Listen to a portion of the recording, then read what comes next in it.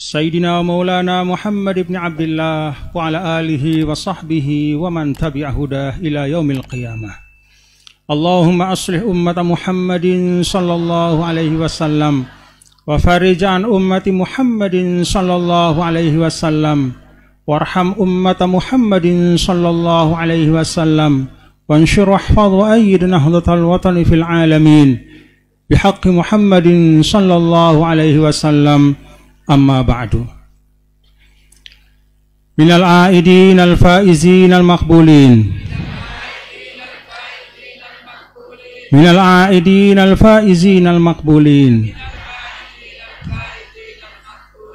Minal aidin al-faizin al-maqbulin.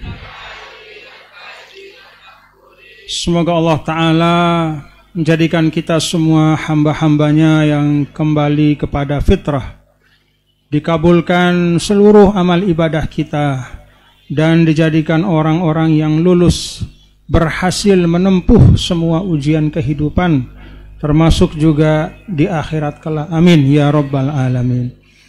Yang tiang muliakan dan tiang hormati, para tuan guru, para orang tua tiang yang ada di Lendang Batah, yang ada di sekitar Lendang Batah, termasuk di Aik Mual, Aik Ja'a, dan seluruh kader-kader NWDI, para tokoh, para pimpinan pondok pesantren, para orang tua, para pejuang NWDI. Kita doakan yang hidup dipanjangkan umurnya oleh Allah, termasuk yang hadir para tuan guru yang ada di atas, di samping maupun di bawah, semuanya tanpa kecuali. Walaupun tidak tiang sebutkan satu persatu, kita doakan mudah-mudahan disehatkan, diafiatkan. Dan yang telah wafat, pejuang-pejuang NWDI, murid-murid Maulana Syekh di tempat ini, mudah-mudahan Allah Ta'ala rahmati di alam barzah, ditempatkan di tempat yang paling mulia. Al-Fatihah. A'udzubillahi minasyaitonirrajim. Alhamdulillah.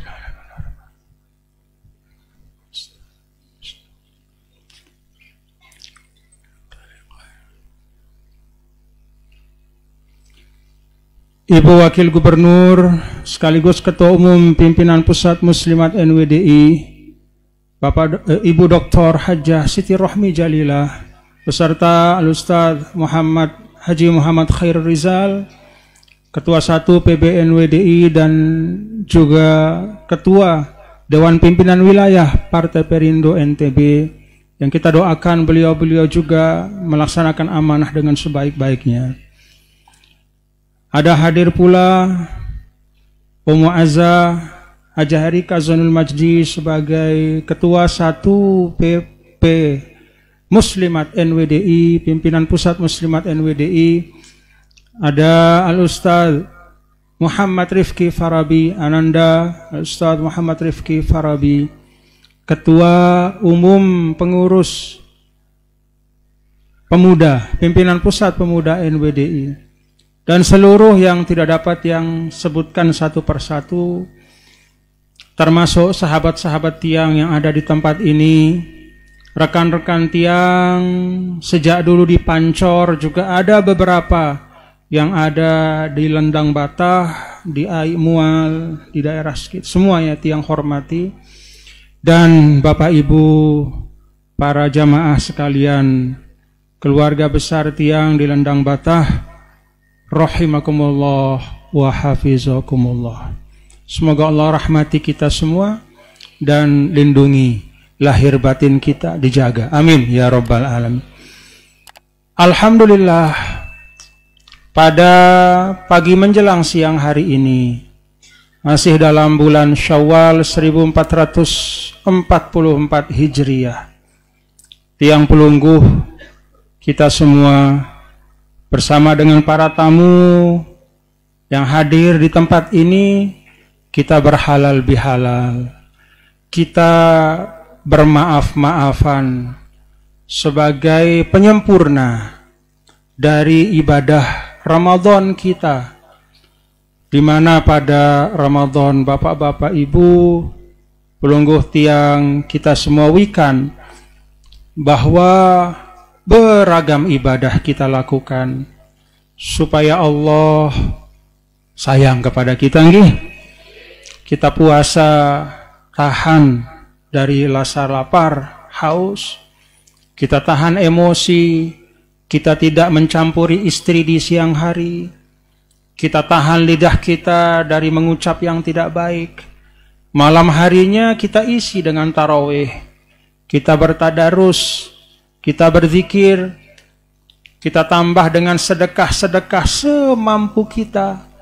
Maka pada bulan Syawal ini kita sempurnakan hablum minallah kita dengan hablum minan nas. Saling maaf, memaafkan. Kenapa demikian Bapak-bapak dan Ibu? Allah Ta'ala sampaikan dalam Al-Quran, wa an ta'fu aqrabu littaqwa, bahwa dengan memberi maaf atau bahasa kita berhalal bihalal, bahasa kita saling memaafkan, aqrabu littaqwa, itu akan lebih mendekatkan kepada takwa. Bapak Ibu ingat ayat puasa nggih? La'allakum. Jadi puasa itu juga jalan menuju takwa. Ibarat mobil berjalan, terus dia menuju takwa supaya semakin cepat, supaya semakin gampang sampai kepada darajatul muttaqin. Maka kita ingat firman Allah tadi, wa anta'fu, saling bermaaf-maafanlah. Memberi maaf itu akan lebih mendekatkan kita kepada takwa kepada Allah. Ini yang kita syukuri Bapak Ibu, dan ini adalah satu kebiasaan kita sebagai umat Islam di Indonesia. Alhamdulillah kita berhalal bihalal. Mudah-mudahan dengan halal bihalal ini persaudaraan kita satu sama lain bisa semakin kokoh. Mudah-mudahan kehidupan sosial kita semakin nyaman, semakin rukun, semakin nyaman, semakin damai, tenang, tentram, dan di situ ada ketaatan. Itulah Islam. Sebagian ulama mengatakan bahwa al-Islam huwas salamu ma'at ta'ah. Yang namanya Islam itu sederhana. Assalamu ma'at ta'ah, yaitu hidup yang dipenuhi dengan kedamaian, ma'at ta'ah, dan diisi dengan ketaatan kepada Allah. Alhamdulillah. Jadi sederhana Islam Bapak Ibu nggih. Gampang. Dalam arti kalau kita mau berislam dengan baik, pasti bisa. Kalau kita ingin menjadi manusia yang baik, menjalani tuntunan agama, pasti bisa. Apapun status kita, sebutan kita, baik sebagai tuan guru dengan ilmunya, baik dengan sebagai jamaah dengan semangatnya mengaji, sebagai pendidik, sebagai petani, sebagai pegawai, sebagai pejabat, sebagai tentara, sebagai polisi, apapun. Selama kita mau menempuh jalan kebaikan itu, maka insya Allah kita akan sampai kepada ridha Allah Subhanahu wa Ta'ala. As-silmu wassalam ma'at ta'ah. Islam itu pesannya adalah hidup yang damai, nyaman, rukun, dan di dalamnya ada ketaatan kepada Allah Subhanahu wa Ta'ala. Ini yang pertama Bapak Ibu. Tiang pulunggu saling memaafkan nggih. Tiang secara langsung sebagai orang yang diamanahkan memimpin NWDI, maqam al-imamah wal qiyadah itu adalah maqam yang sering ada kekeliruan dan kesalahan sebagai pemimpin di organisasi, di jamaah. Karena itu tiang tunas maaf atas segala kehilafan tiang nggih. Banyak hajat-hajat yang tidak dapat tiang tunaikan, tiang tunas maaf. Ada niat-niat pelungguh, niat-niat kebaikan yang tidak bisa tiang hadiri langsung, tiang tunas maaf. Dimaafkan nggih? Alhamdulillah. Yang kedua, Bapak Ibu hadirin dan hadirat sekalian yang dirahmati Allah Subhanahu wa taala. Tiang mengajak pelungguh kita semua. Marilah kita laksanakan amanah kita, apapun amanah kita dengan sebaik-baiknya.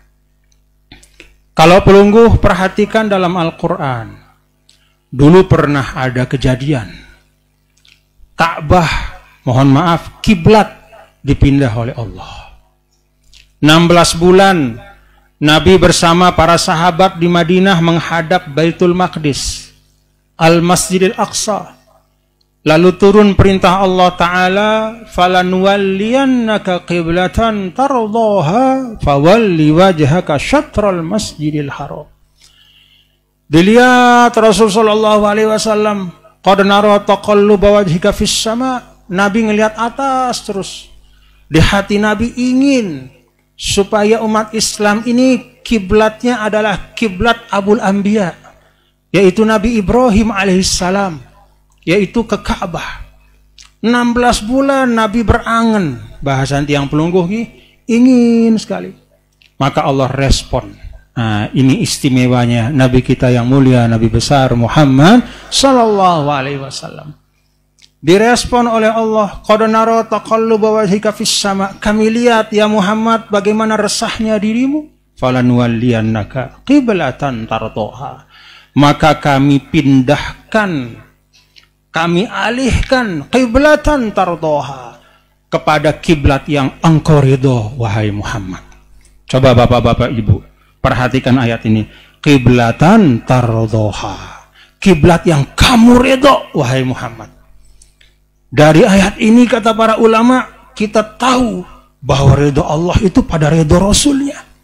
Itu sebabnya para ulama-ulama termasuk guru kita Al-Maghfurlah Maulana Syekh, di antara yang beliau ajarkan kepada kita adalah memperbanyak membaca salawat kepada Nabi besar Muhammad sallallahu alaihi wasallam. Sebagai tanda kita berbakti, sebagai tanda kita membalas jasa yang tidak terhitung untuk kehidupan dan dunia akhirat kita. Berkat Rasul kita tahu iman, berkat Rasul kita tahu Islam, berkat Rasul kita bisa beribadah sehari-hari yang sesuai dengan ridho Allah. Maka Bapak-bapak dan Ibu, kalau kita ingin mendapatkan ridho Allah Subhanahu wa taala, renungkan ayat ini. Falanwalliyannaka qiblatan tardaha. Wahai Muhammad, kami pindahkan kiblat dari Baitul Maqdis, Masjidil Aqsa ke Ka'bah, tardaha, karena itu kiblat yang engkau ridhoi. Di dalam surah Ad-Duha juga begitu. Wala sawfa yu'tika rabbuka fatardah. Masya Allah. Jadi ridhonya Allah itu pada ridho Nabi kita, Nabi besar Muhammad sallallahu alaihi wasallam.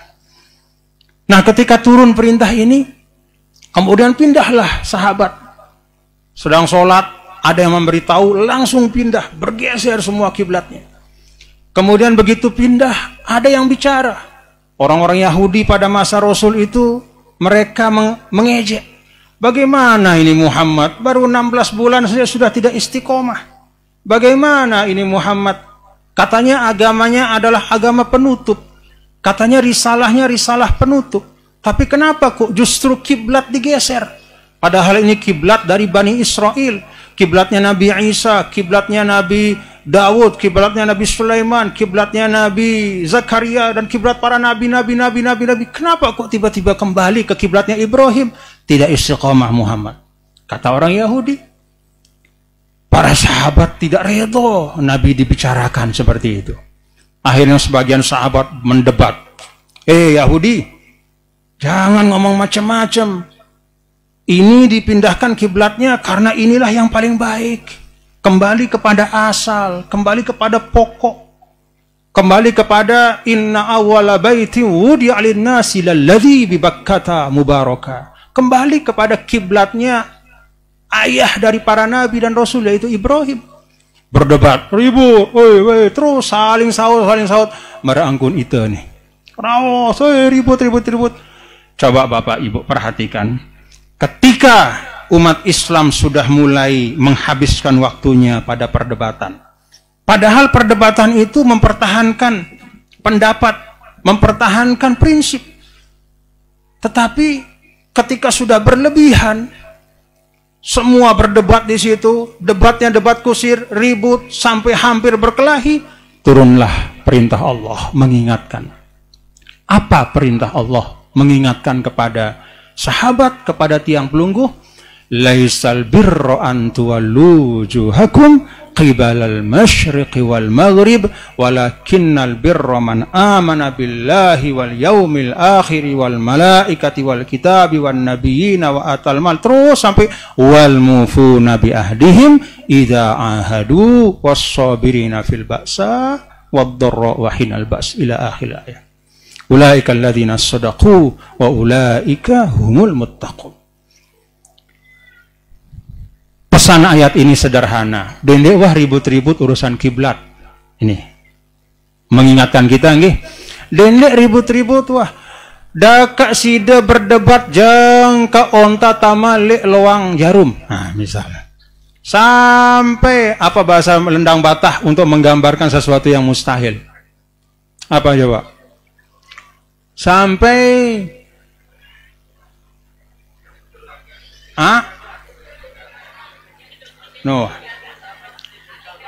sampai putek bulung gagak misal. Kalaupun kamu mendebat mereka sampai akhir zaman, sampai bulung gagak itu rambutnya putih, yang mana itu tidak mungkin karena gagak itu bulunya hitam, itu tidak bisa merubah pendapat mereka. Jadi tidak usah menghabiskan waktu di situ. Jangan menganggap bahwa itu paling pokok. Menghadap Ka'bah, kiblat pada saat sholat itu syarat sah sholat, tetapi bukan di situ letak daripada keseluruhan inti beragama. Maka Allah Ta'ala mengatakan albirru, kebaikan yang istimewa, yang lebih dari sekedar menghadap Ka'bah adalah apa? Beriman kepada Allah, memberikan kelebihan rezeki kepada orang yang membutuhkan, dan diantaranya wal mufuna bi ahdihim idza ahadu, menunaikan amanah-amanah yang ada pada diri mereka, janji-janji yang sudah ditetapkan. Idza ahadu, kalau sudah berjanji tunaikan komitmennya. Kalau kita misalnya sebagai bangsa Indonesia, kita mengikut dari para ulama dulu. Ketika sebelum Indonesia merdeka, para ulama kita berjuang, lalu merumuskan bangsa Indonesia, lalu ikut dalam menyusun dokumen-dokumen kita berbangsa, ikut menyusun Pancasila, ikut menyusun Undang-Undang Dasar, ikut membangun negara. Kita hari ini yang meneruskan para ulama itu harus tetap pada komitmen dari para ulama menjaga negara kesatuan Republik Indonesia. Itu bagian dari mengamalkan ayat tadi. Amanah-amanah kita apapun, amanah kita untuk diri kita, diberikan kesehatan, pakai kesehatan itu untuk kebaikan. Amanah ilmu yang ada pada diri kita, kita bisa mengajar, masuk ke kelas, ngajar. Kita sebagai polisi, amanah menjaga keamanan, pergi, amankan, jaga keamanan. Tentara menjaga pertahanan kita, berdiri garis depan, menjaga Indonesia dari segala macam tantangan, dari musuh-musuh dari luar maupun dari dalam.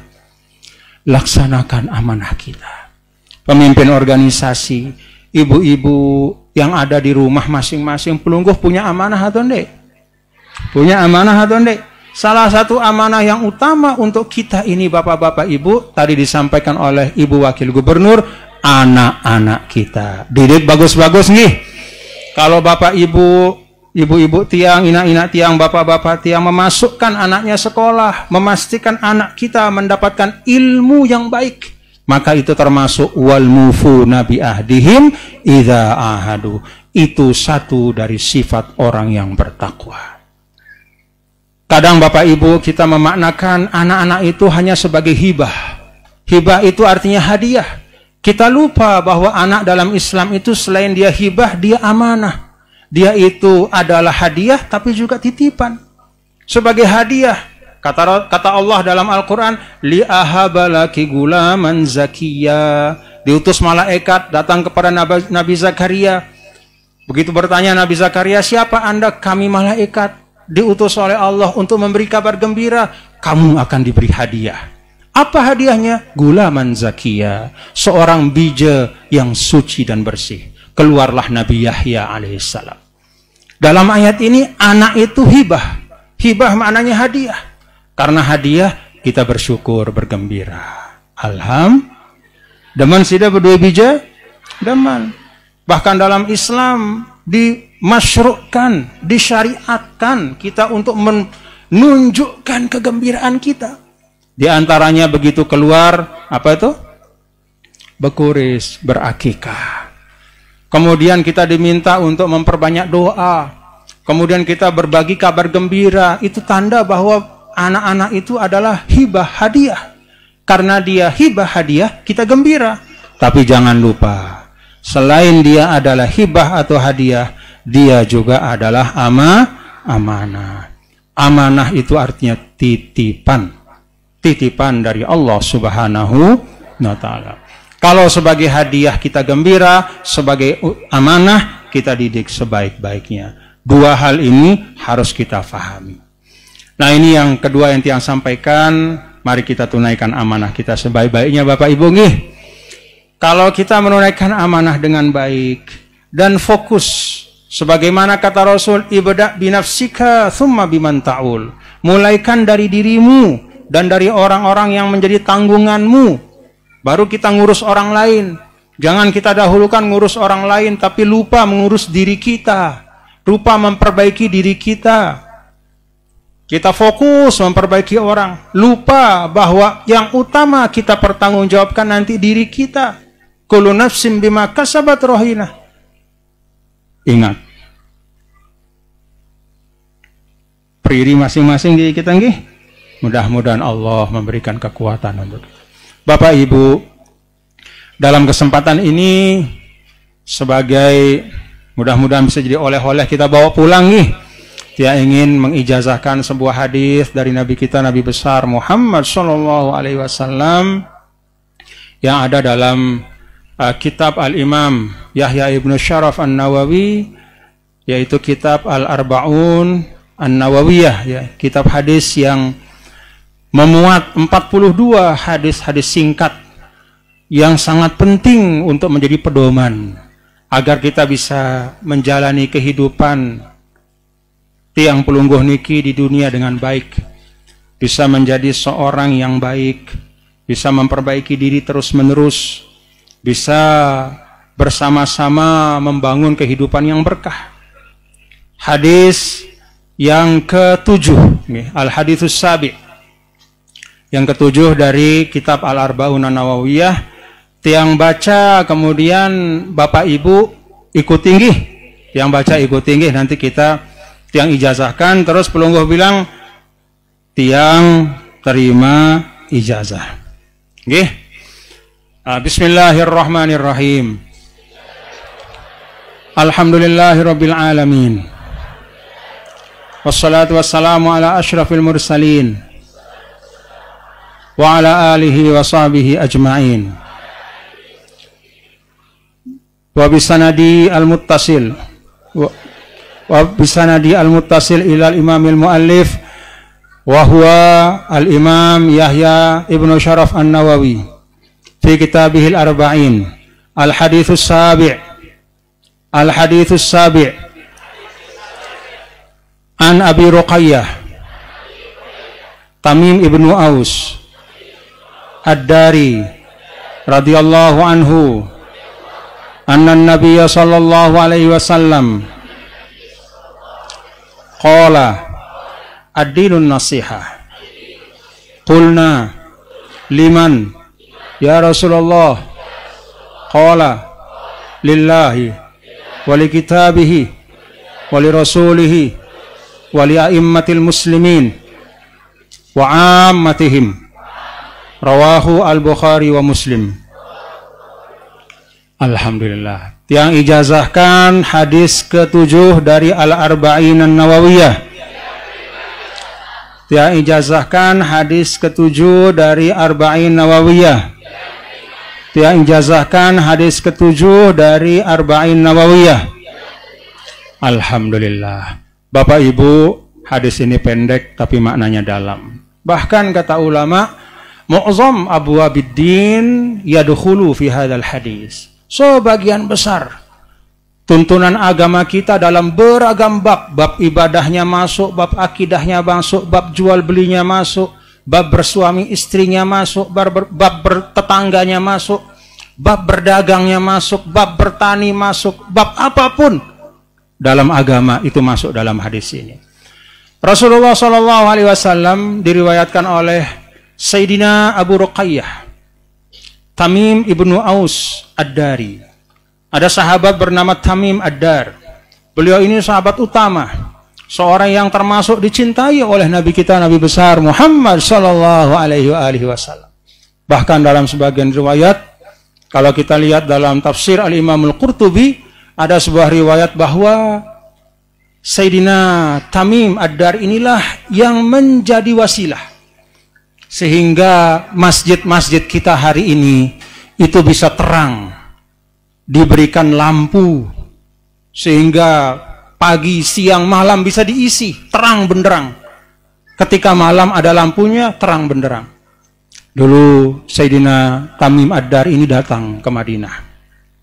Ketika datang ke Madinah, beliau membawa pelita.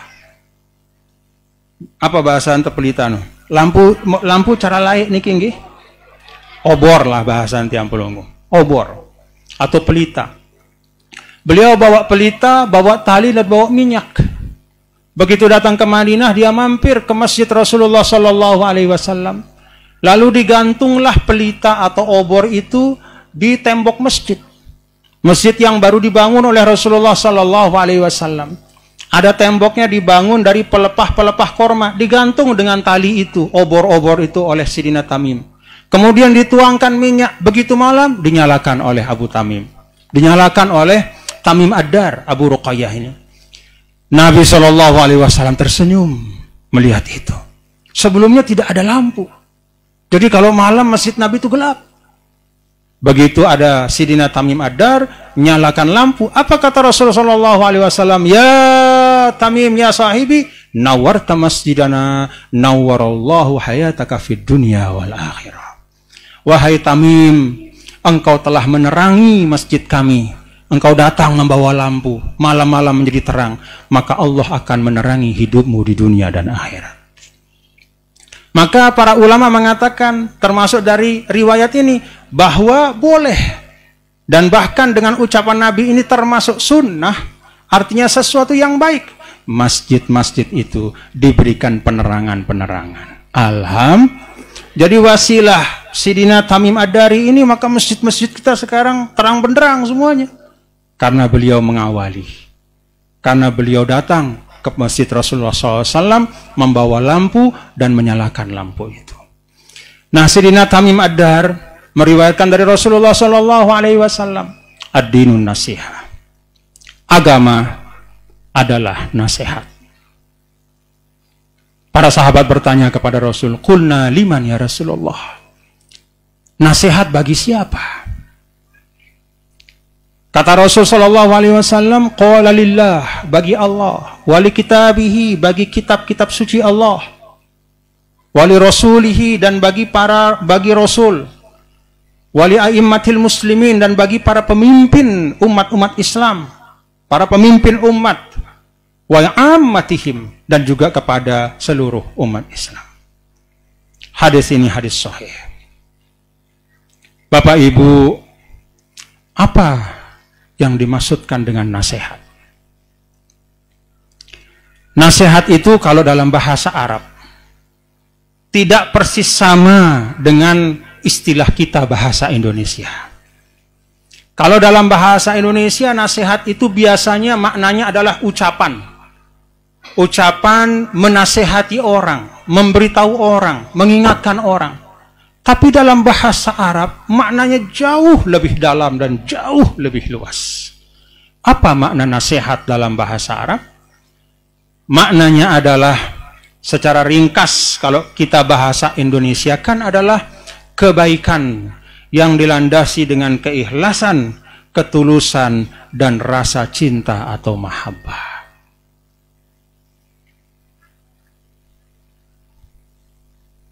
Ikhlasus syai', kebaikan yang landasannya itu keikhlasan, tulus, tetu-tetu, jamak-jamak, dan berlandaskan rasa cinta. Itu nasihat. Maka para ulama menjelaskan, nasihat bagi Allah artinya apa? Artinya kita ikhlas beribadah kepada Allah. Jaga tauhid kita. Kita tunaikan perintah-perintah Allah dengan isi hati, ndekna sekedar isi awak doang. Jadi nasihat bagi Allah artinya kita ikhlas kepada Allah. Kita tulus mentauhidkannya, menyembahnya, melaksanakan perintahnya, menjauhi larangannya sekemampuan kita. Bukan terpaksa, tapi dengan keredoan dan keikhlasan. Wal mahabbah, dan dengan kasih sayang, cinta. Karena itu para ulama sering mengingatkan ketika kita bicara tentang takwa. Kadang Bapak Ibu kalau kita bicara tentang takwa itu yang kita fahami sekedar rasa takut saja. Sebenarnya rasa takut itu bukan takut untuk menjauh, tapi justru takut menjadi jauh. Paham Bapak Ibu ya? Takut untuk menjauh itu adalah kalau kita takut kepada sesuatu yang buruk. Kita takut misalnya kepada hewan buas. Artinya apa? Takut itu kita menjauh. Berari kita misalnya kita melihat ular berbisa, kita takut kepada sesuatu yang membahayakan, maka kita lari. Tapi takut dalam takwa itu adalah bukan takut untuk menjauh, tapi kita takut dijauhi. Bagaimana caranya kita tunaikan perintah Allah dengan baik? Dan di dalam melaksanakan perintah Allah itu ada keikhlasan, ketulusan, wal mahabbah, ada rasa cinta. Jadi itu inti dari makna nasihat dalam bahasa Arab. Kebaikan yang lahir dari ketulusan dan kecintaan. Wali kitabihi, nasihat bagi kitab Allah kepada Al-Quran maknanya apa? Kita cintai Al-Quran. Kita pelajari apa isinya. Kita fahami maknanya dengan penuh rasa sayang. Bisyagofin wa mahabbatin. Ada semangat. Mau tahu apa pesan Al-Quran tentang tiang.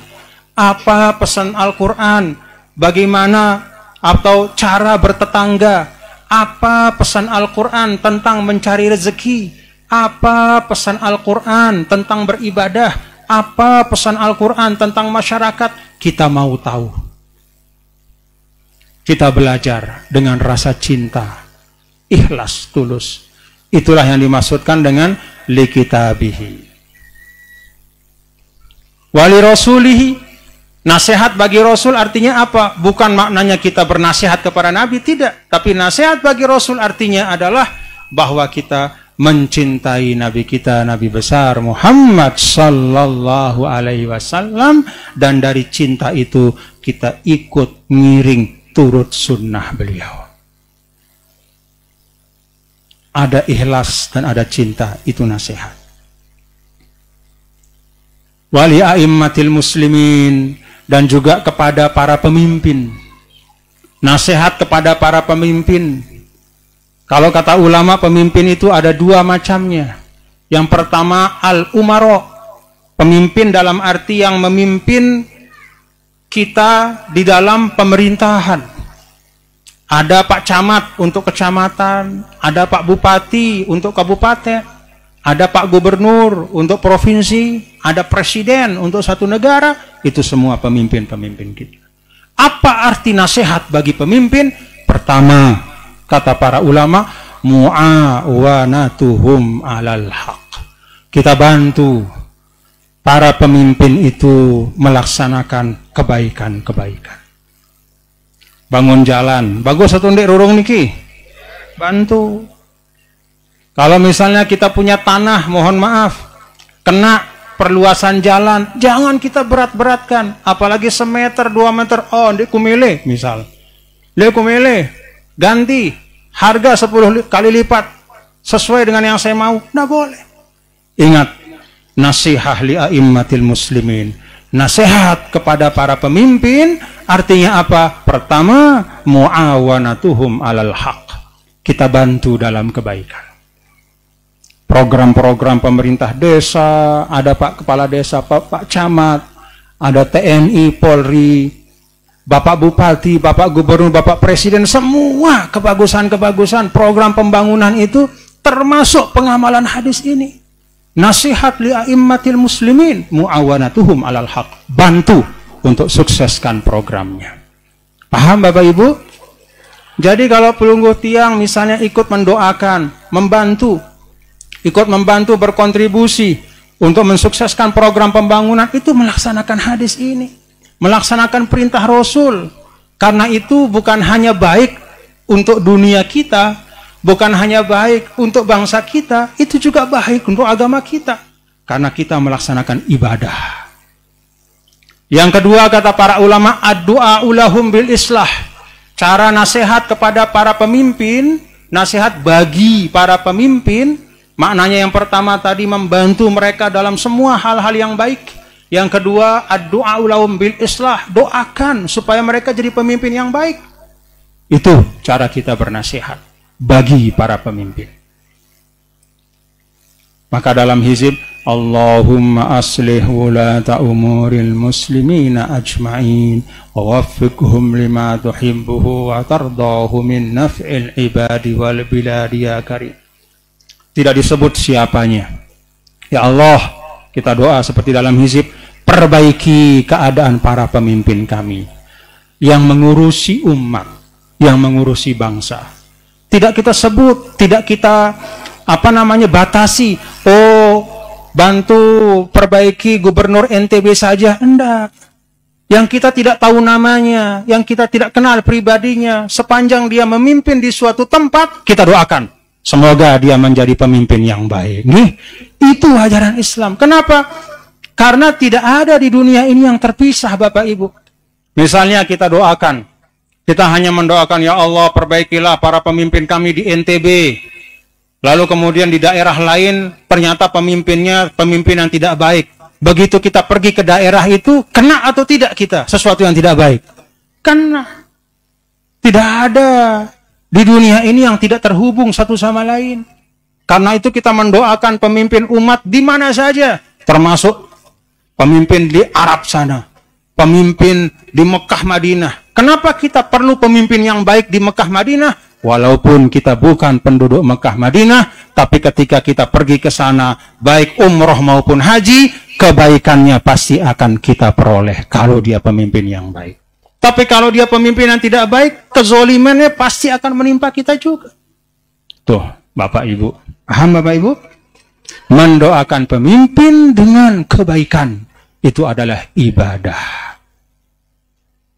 Sebaliknya, mendoakan pemimpin untuk celaka berarti lawan dari ibadah. Apa lawan dari ibadah? Maksiat.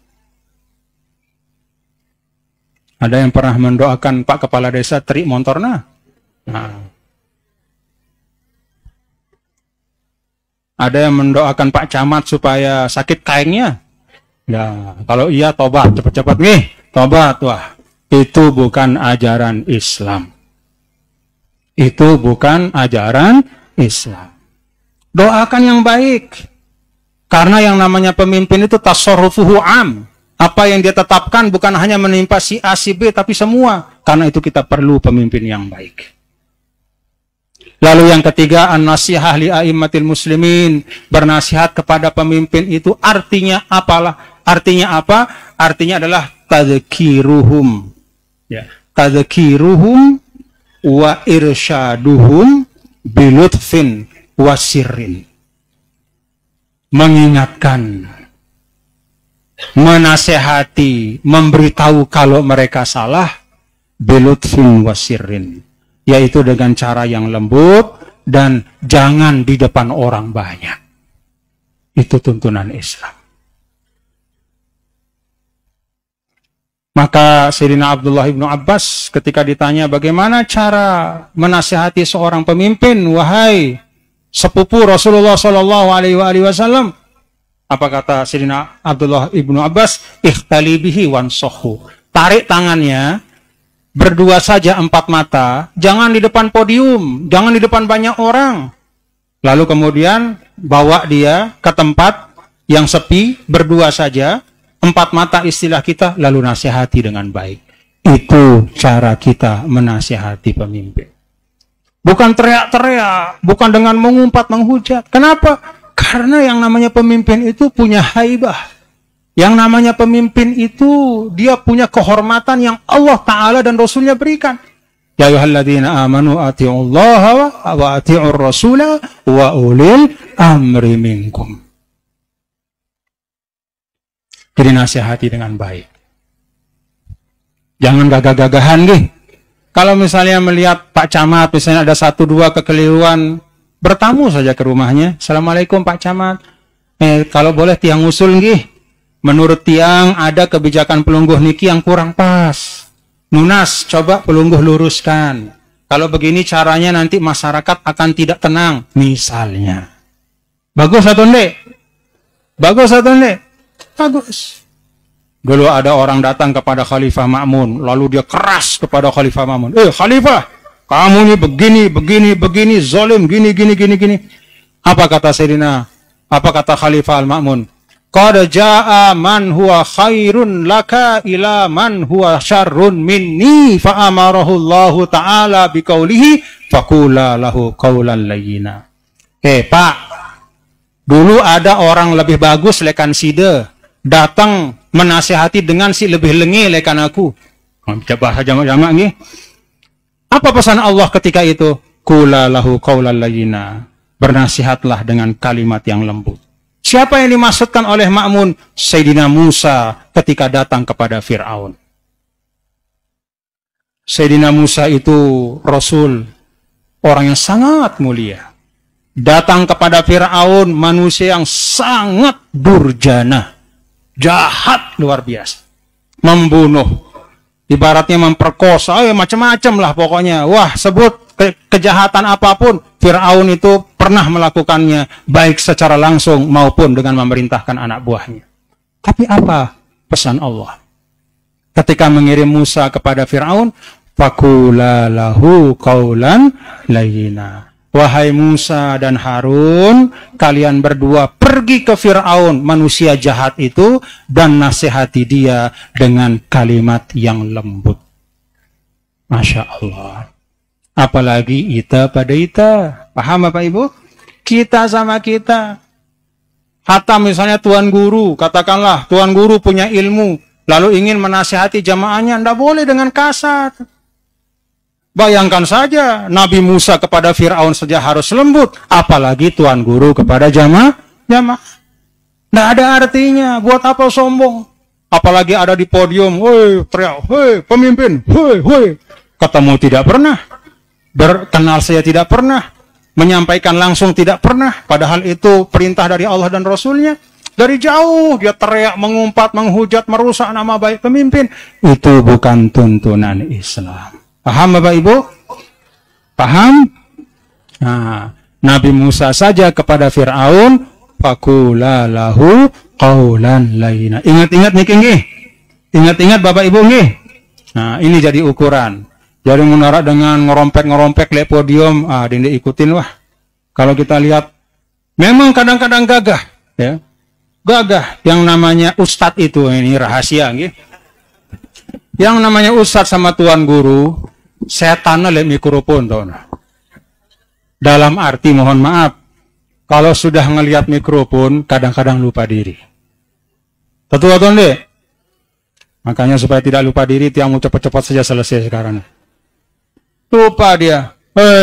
Semula dia pengecut, suruh-suruh gagah jarinya. Begitu lihat mikrofon. Ya. Langsung menghujat sana sini. Tidak boleh. Justru mikrofon itu adalah munabih pengingat.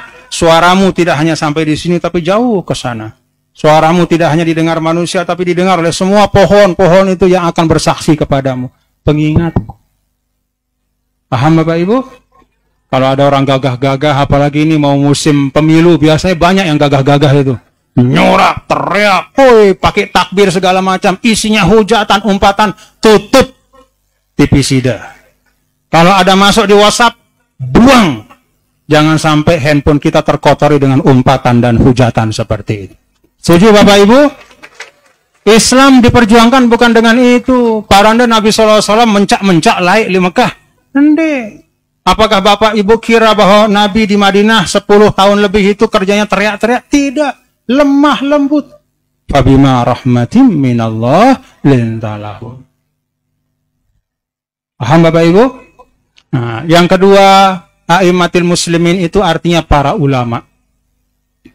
Jadi a'immah itu ada dua macam. Pertama umaro, yang kedua ulama. Kalau umaro itu nasihat bagi mereka itu tiga hal yang tadi.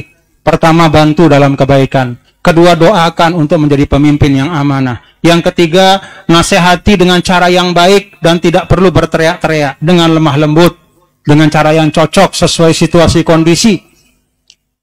Maka a'immatil muslimin dalam arti para ulama, apa nasihat? Ya, nasihat bagi para ulama itu artinya apa? Nasihat bagi para ulama artinya mengikuti arahan-arahan yang baik dari para ulama kita. Jadi ittiba'uhum, mengikuti arahan-arahan yang baik. Nashru ulumihim, sebarkan ilmunya. Maka dulu kita punya guru Al-Maghfurlah Maulana Syekh, walaupun beliau sudah wafat, tapi kita teruskan pengajiannya. Ini termasuk mengamalkan hadis tadi. Nasihat bagi pemimpin dalam arti nasihat bagi para ulama adalah nashru ulumihim, sebarkan ilmunya. Ittiba'u ta'alimihim, ikuti tuntunan-tuntunannya. Adzabbu an sum'atihim, jaga nama baiknya. Saya murid Al-Maghfurlah, tetapi nyumpak pegawaian. Itu menjaga nama baik guru apa tidak? Itu menjaga apa merusak? Adzabbu an sum'atihim. Kalau Anda ingin mengamalkan hadis ini kepada guru-guru Anda, an-nasihatu li a'immatihim, an-nasihatu lil ulama, bernasihat bagi ulama artinya salah satu adzabbu an sum'atihim, jaga nama baiknya. Kalau kita tidak bisa menjaga dengan sesuatu yang keluar dari mulut kita, maka minimal kita jaga dengan mencegah diri kita dari merusak perjuangannya. Perjuangannya sudah baik, madrasah-madrasah sudah berjalan dengan penuh persaudaraan, jaga, jangan kita rusak. Jangan kita senang memelihara konflik besual doang melintah. Nauzubillah min zalik. Paham Bapak Ibu? Wa ammatihim, dan yang terakhir kata Rasulullah SAW, nasihat bagi sesama kita. Nah, ini berlaku untuk kita semua nih. Kan kita pada nih kengki. Denara kita sih lebih hebat. Barang si lain denara pada kita niki. Kebetulan nara si tokol dibawa oleh atas. Ara jauh sorban, ara ende. Nah, ini tiang ara sorban. Ara topong putih, ara si bedeng. Ara sini nebet topong. Tapi itu sebenarnya bukan merupakan ukuran mutlak. Kita ini semua artinya ammah. Ammah itu artinya senasib sepenanggungan. Sama-sama dalam perjalanan, perjuangan mencari ridho Allah Subhanahu wa Ta'ala. An-nasihah li'ammatihim, bernasihat bagi sesama umat, itu artinya apa? Ihtiramu ba'dihim ba'do. Mari kita saling hormat, menghormati. Deman sida hormatin batur.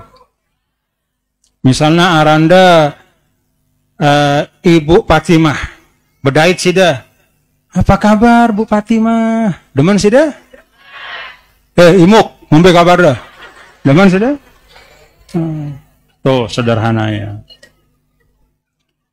Pak Abdullah, apa kabar Pak? Sehat Pak? Kita susah-susah, Abdullah senyum dia kalau begitu nih. Keluar dari rumahnya ketemu misalnya sama tetangganya. Assalamualaikum saudaraku, tetanggaku Pak Abdullah, apa kabar Pak? Sehat-sehat? Walaupun kita sakit kain, alhamdulillah sehat. Tapi begitu keluar, bedul, ngombe kabar bedul. Yang sehat jadi sakit hati. Tuh, paham Bapak Ibu? Amalkan hadis ini. Tidak perlu uang, tidak perlu banyak ilmu, cukup ada kemauan. Cukup ada kemauan. Alhamdulillah. Dan ingat, ingat yang disampaikan oleh para ulama, bahwa nasihat itu asasnya 3 yang paling pokok, supaya dia benar-benar menjadi nasihat. Apa itu? Keikhlasan, kesungguhan, dan mahabbah, rasa cinta. Ini yang tahu diri kita.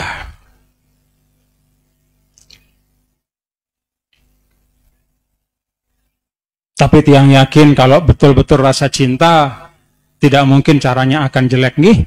Yang namanya rasa cinta itu dengan cara yang baik.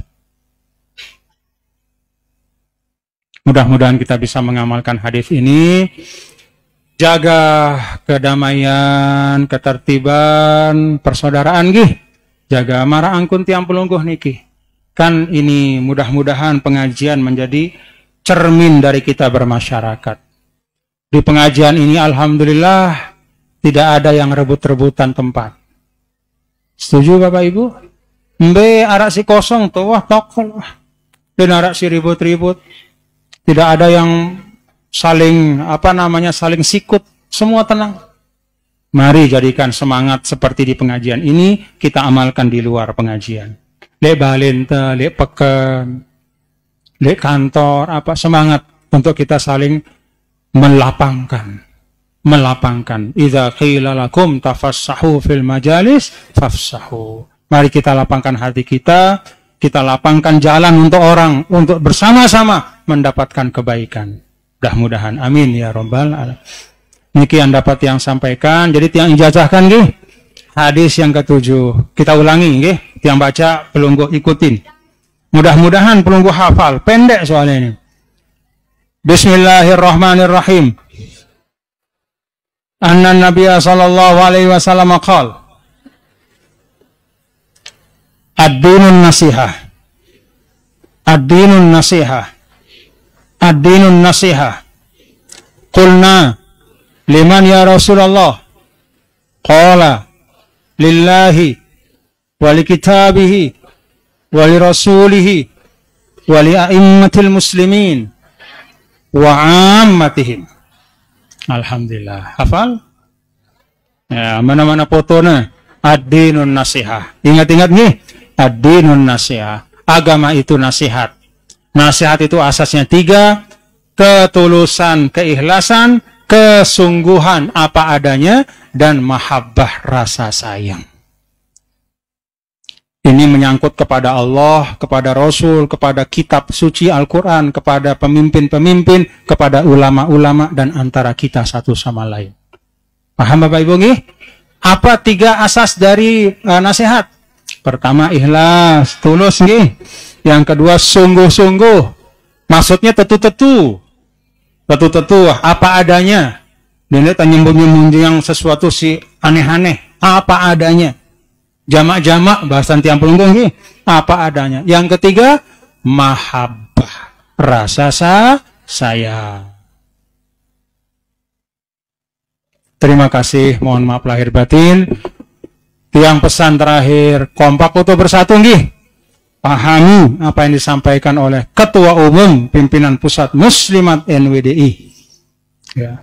Pahami yang beliau sampaikan. Kita bersama-sama kompak, ngiring barang-barang, rembak-rembak bersama-sama. Ada hal yang kita bisa putuskan masing-masing, ada hal yang sebaiknya kita serahkan kepada pemimpin untuk bisa memutuskan. Itulah makna kita berjamaah. Sida dak ada hafal surah Al-Baqarah. Kalau imam membaca kul a'udzu birabbil falaq kemudian dia ruku, ikut ruku. Jangan Al-Baqarahnya diselesaikan sampai la yukallifullahu nafsan illa wus'aha laha ma kasabat. Belum 1 rakaat imam mahuli aning balina. Wah selesai. Wah ada zikir, doa segala macam, wah ngelorang nasi sepiring 2 piring, sida masih doang. La yukallifullahu nafsan illa wus'aha laha ma kasabat. Begitu salam-salam ditanya, "Kenapa?" "Duh, saya hafal Baqarah." Dia lupa, dia jadi makmum, bukan jadi imam. Paham Bapak Ibu? Nah, Terima kasih. Mudah-mudahan apa yang Tiang sampaikan ada manfaatnya. Tiang tunas maaf sekali lagi kalau apa yang Tiang sampaikan ada yang kurang pas. Mungkin bahasa atau penyampaian. Tapi pesannya Tiang kembalikan kepada yang awal Tiang sampaikan. Al-Islam wassalamu ma'at-ta'ah. Islam itu adalah damai dalam ketaatan. Wallahu muwaffiq wal hadi ila sabil rasyad. Assalamualaikum warahmatullahi wabarakatuh.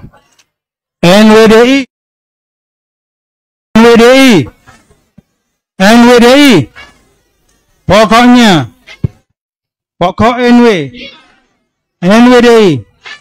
Alhamdulillah. Terima kasih. Assalamualaikum warahmatullahi wabarakatuh.